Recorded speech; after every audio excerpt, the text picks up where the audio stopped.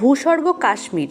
কাশ্মীর পূর্বে একটি রাজ্য ছিল, কিন্তু বর্তমানে এটি দুটি কেন্দ্রশাসিত অঞ্চলে বিভক্ত, একটি জম্মু কাশ্মীর এবং অন্যটি লাদাখ।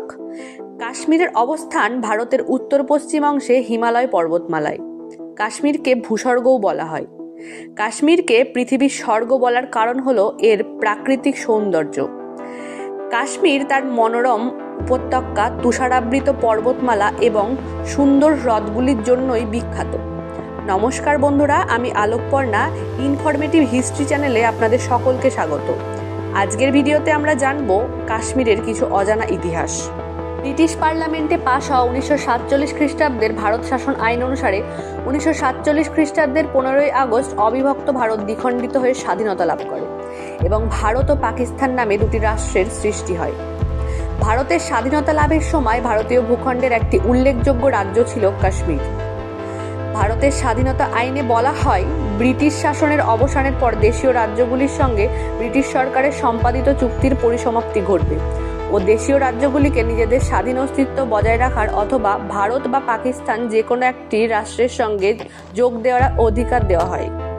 ব্রিটিশরা ভারত ত্যাগের পর দেশীয় রাজ্যগুলির ভারতভুক্তির ব্যাপারে ভারত পাকিস্তান সীমান্তবর্তী রাজ্য কাশ্মীরকে কেন্দ্র করে সবথেকে বেশি সমস্যা সৃষ্টি হয়। কাশ্মীরের রাজা হরি সিং হিন্দু হলেও এখানকার সংখ্যাগরিষ্ঠ বাসিন্দারা ছিলেন মুসলিম সম্প্রদায়ের। লর্ড মাউন্টব্যাটেন কাশ্মীরের শাসক মহারাজা হরি সিংকে ভারত বা পাকিস্তান যে কোনো একটি রাষ্ট্রে যোগদানের আহ্বান জানান। কাশ্মীরের প্রধান রাজনৈতিক দল ন্যাশনাল কনফারেন্সের সভাপতি শেখ আবদুল্লাহ ভারতের সঙ্গে সংযুক্ত হওয়ার পক্ষে জনমত গঠন করেন। ভারত কাশ্মীরে গণভোটের প্রস্তাব দিলে পাকিস্তানের বিরোধিতা করে। এই অবস্থায় মহারাজা হরি সিং কাশ্মীরের স্বাধীন অস্তিত্ব রক্ষার পক্ষপাতী হলে ভারত ও পাকিস্তান উভয় রাষ্ট্রই কাশ্মীরকে নিজ রাষ্ট্রে অন্তর্ভুক্ত করার চেষ্টা করে। এমন অবস্থায় পাক সেনাবাহিনীর পরোক্ষ মদতে পাঠান উপজাতি ও পাক সেনাদল 1947 খ্রিস্টাব্দের 22 অক্টোবর কাশ্মীরের রাজধানী শ্রীনগর দখলে অগ্রসর হয়। পাক সেনাবাহিনী ও পাক মদতপুষ্ট হানাদাররা সেখানে ব্যাপক হত্যালীলা, লুণ্ঠন ও নির্যাতন শুরু করে। এতে বিপর্যস্ত হয়ে মহারাজা হরি সিং ভারত সরকারের কাছে সামরিক সাহায্য চাইলে ভারত সরকার স্পষ্টই জানিয়ে দেয় যে মহারাজা হরি সিং ভারতভুক্তির দলিলে স্বাক্ষর করলে তবেই ভারত সরকার কাশ্মীরের সেনাবাহিনী পাঠাবে। এদিকে পাক সেনাবাহিনী কাশ্মীরের বিভিন্ন স্থান দ্রুত দখল করতে থাকে। মহারাজা হরি সিং ভারতভুক্তির দলিলে স্বাক্ষর করেন। পরের দিন ভারতীয় সেনাবাহিনী কাশ্মীরে অভিযান শুরু করে এবং হানাদারদের বিতাড়িত করে কাশ্মীরের 2/3 ভূখণ্ড উদ্ধার করে।